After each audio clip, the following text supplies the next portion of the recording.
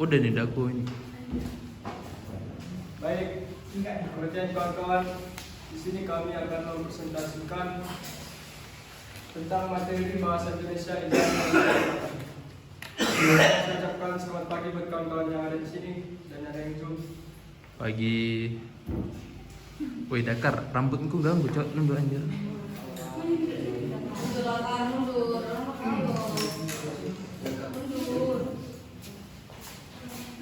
Jadi kayak ini ya cok, apa pohon.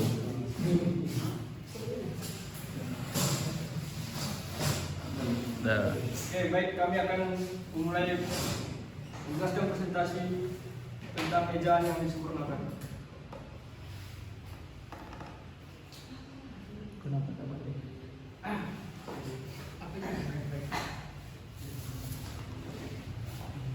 Pengertian. Menurut KBBI, ejaan ialah kaidah-kaidah cara menggambarkan bunyi dalam bentuk tulisan serta penggunaan tanda baca. Sedangkan menurut Keraf, ejaan adalah keseluruhan lambang-lambang, bunyi, unjuran, dan bagaimana interaksi antara lambang-lambang itu dalam suatu bahasa. Dengan pernyataan ahli bahasa tersebut, dapat kita katakan bahwa ejaan merupakan pedoman untuk menulis suatu bahasa yang baik dan benar menyangkut lambang bunyi, penulisan kata, penulisan kalimat, dan penggunaan tanda baca. Untuk menunjang pembakuan bahasa, pembakuan tata bahasa maupun kosakata dalam peristilahan, ejaan mempunyai 3 fungsi yang cukup penting, yaitu landasan pembakuan tata bahasa, landasan pembakuan kosakata, dan peristilahan, alat penyaringan masuknya unsur-unsur bahasa lain ke dalam bahasa. Selain ketiga fungsi yang tertulis di atas, ejaan juga mempunyai fungsi yang lain, di mana fungsi tersebut sangat penting juga untuk membantu pemahaman pembaca untuk memahami informasi yang disampaikan.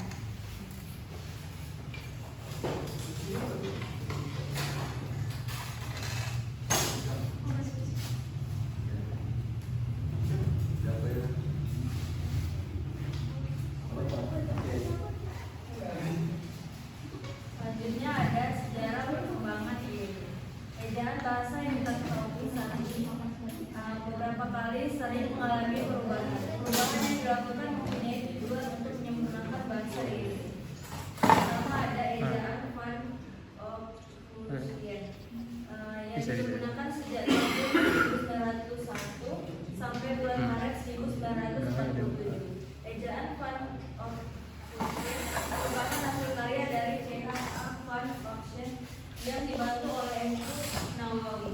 Ejaan ini muncul dalam kitab Logat Melayu. Balai Pustaka merupakan suatu lembaga yang terkait dan berperan aktif serta cukup berjasa dalam sejarah perkembangan bahasa Indonesia. Yang selanjutnya ada ejaan Republik. Ejaan Republik merupakan hasil penyederhanaan dari ejaan Van Ophusian. Ejaan Republik mulai berlaku pada tanggal 19 Maret 1947 pada waktu yang menjabat Menteri Pendidikan, Pengajaran dan Kebudayaan Republik Indonesia adalah M.R. Suwandi. Maka ejaan tersebut dikenal pula atau dinamakan juga dengan ejaan Suwandi. Yang ketiga adalah ejaan pembaruan. Ejaan pembaruan merupakan suatu ejaan yang direncanakan untuk memperbaharui ejaan Republik Bahasa Indonesia. Konsep ejaan pembaruan yang telah berhasil disusun itu dikenal sebagai sebuah nama yang diambil dari nama tokoh yang pernah mengetuai panitia ejaan itu, yaitu Profesor Bejono dan E. Kato. Selanjutnya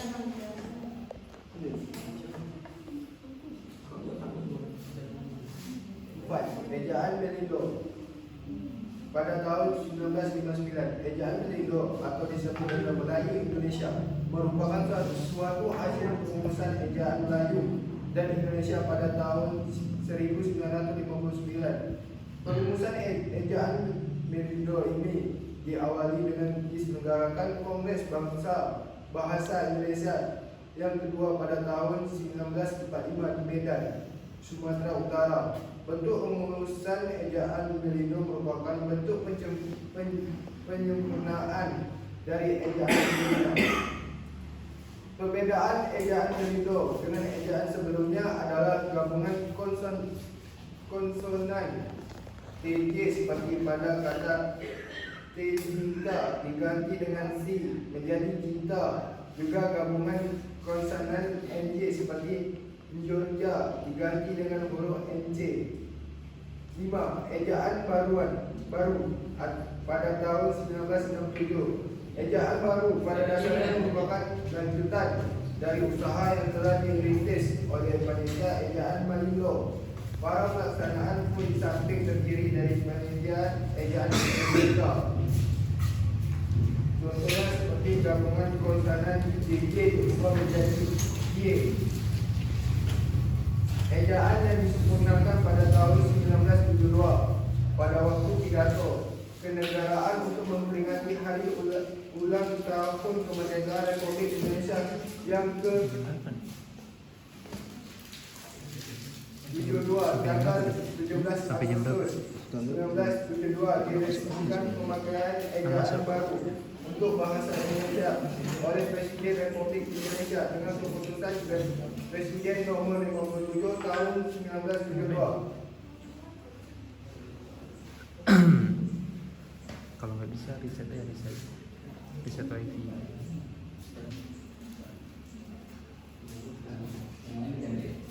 Jaringan Anda bermasalah. Pemakaian kapital itu juga harus besar.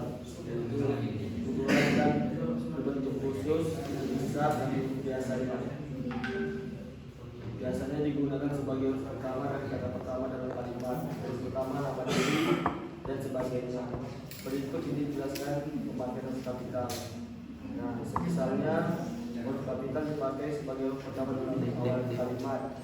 Dia sangat rajin belajar, nenekku minum kemarin gitu. Nah, jadi di awal kalimat itu menggunakan kalimat kapital. Kedua, kapital dipakai sebagai huruf pertama petikan langsung. Misalnya, Bapak berpesan nanti diberikan surat ini kepada Pak. Video ini. Jadi di kalimat itu menggunakan kalimat kapital. Kapital nama gelar kehormatan, keturunan dan keagamaan yang diikuti nama orang. Misalnya, kita harus meladeni sifat dari Muhammad. Karena kapital tidak sama dipakai pertama nama gelar kehormatan, keturunan dan keagamaan yang tidak diikuti nama orang. Misalnya, orang tua saya berencana naik haji pada tempat ini. Nah,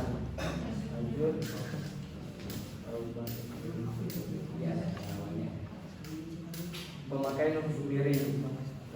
Jadi huruf miring ceritanya dipakai untuk menuliskan nama buku, majalah atau surat kabar yang dikutip dalam tulisan. Misalnya tulisan dibuat majalah bahasa sastra. Deskripsi adalah serta yang diterbitkan dan dibutuhkan dalam tulisan ditulis dengan huruf miring, tetapi diapit dengan tanda petik. Pemakaian tebal. Berikut ini dijelaskan aturan pemakaian tebal berdasarkan ejaan yang digunakan. 1. Huruf tebal dalam cetakan pemakaian menuliskan judul buku, bab bagian, daftar isi, daftar tabel, daftar lambang, daftar pustaka. Ini yang kalau coba lihat pasti gue mirip-mirip kan. Misalnya judul. Nah, judul itu harus kapital semua dan tebal. Oke, habis gelap tepilah terang. Nah, lanjut ke bab 1. Oke, lanjut.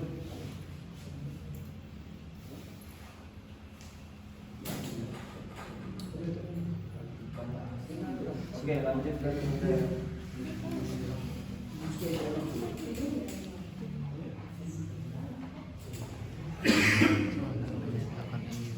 angka dalam lambang bilangan. Angka dipakai untuk hal-hal di bawah ini. 1. Angka dipakai untuk menyatakan lambang bilangan atau nomor dalam tulisan dan yang menggunakan angka Arab atau angka Romawi. Misalnya angka Romawi 1, 2, angka Arab 5, 4, 9, 1, 6, 4, 1. 2. Angka digunakan untuk menyatakan ukuran panjang, berat, luas dan isi. Satuan waktu, nilai, ruang dan kuantitas, misalnya 10 cm, 5 kg, 15 meter persegi, 8 liter. Jam 25 menit, 500 rupiah, 35 yen, 23 dolar. 17 Agustus 1945. 3. Angka dipakai untuk menyatakan alamat seperti nomor jalan rumah atau nomor kamar, misalnya Jalan Cendrawasih 212, Kota Asal, Taman 105. 4. Angka juga digunakan untuk bagian karangan dan ayat pada kitab suci, misalnya Al-Fatihah pasal 4 halaman 312, surat Yusuf. Penulisan lambang bilangan dengan huruf dilakukan sebagai berikut. A. Bilangan utuh, misalnya 12, 105 dan lain-lain. B. Bilangan pecahan, misalnya 1/2, 1/2, 3/4 dan lain-lain. 6. Penulisan lambang bilangan yang mendapat akhiran, misalnya tahun 90-an, uang seribuan. 7. Lambang bilangan yang dapat dinyatakan dengan satu atau dua kata ditulis dengan huruf, kecuali jika beberapa lambang bilangan dipakai secara berurutan, seperti dalam rincian dan pemekaran, misalnya ibu telah menonton film itu sebanyak 3 kali. Ibu mengundang 200 tamu, di antara 50 mahasiswa linguistik, 25 berasal dari Sumatera, 15 dari Jawa, 3 orang dari Bali, 3 orang dari Kalimantan. 8. Lambang bilangan pada awal kalimat ditulis dengan huruf. Jika perlu, susunan kalimat diubah sehingga bilangan yang tidak dapat dinyatakan dengan 1-2 kata tidak terdapat pada awal. Misalnya, salah 12 orang mahasiswa dikirim ke Eropa. 9. Angka yang menggunakan bilangan utuh yang besar dapat diidentifikasi supaya lebih mudah dibaca, misalnya Pak Budi meminjam uang 150 juta uang. 10. Bilangan tidak perlu ditulis dengan angka dan sekaligus dan kecuali di dalam dokumen resmi seperti akta dan kwitansi, misalnya benar di rumah kos ini terdapat 32 kamar. 11. Jika bilangan digampangkan dengan angka huruf, penulisannya huruf tepat, misalnya Enak coba ya. Mana aku tak datang, aku di Batam.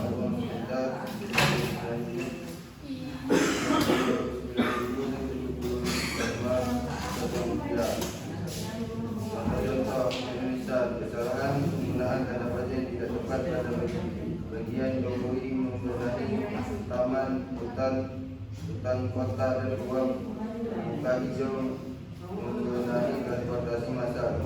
Dirikan PT Transjakarta seharusnya ada titik hijau tidak dipakai menjadi hijau.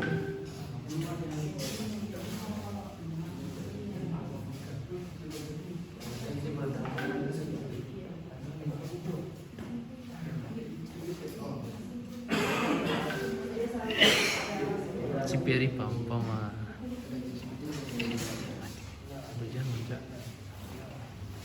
Baik kawan-kawan, jadi kesimpulan dari materi ejaan yang disempurnakan ini ejaan adalah kaidah cara menggambarkan bunyi kata, kalimat dan sebagainya dalam bentuk tulisan atau huruf serta penggunaan tanda baca. Kasihan cok. Baik kawan-kawan, Udah sini. kurang lebihnya inilah presentasi dari kelompok kami. Yang siap pergi kemudahan, jangan lupa membela dukungan. Sekian presentasi dari kita, semoga bermanfaat. Terima kasih. Gak ada nanya ya? Hah? Oke. Baik kawan-kawan, buat kawan-kawan yang ingin bertanya, kami persilakan satu kelompok, satu orang. Saya. Baik. Ah. Saya satu-satu ya guys. Masa Niko terus? Pak kamera. Pergi sama-sama. Siapa nak? Oke, saya ingin bertanya mengenai penggunaan bilangan. Tadi kan penggunaan bilangan itu ada, kalau kalimat di awal tuh nggak boleh angka tapi harus bentuk huruf, ya kan? Itu gimana kalau sekiranya kita boleh menggunakan angka tapi dalam kurung tuh ada hurufnya juga? Oke, coba masuk ke bilangan dulu. Sebelum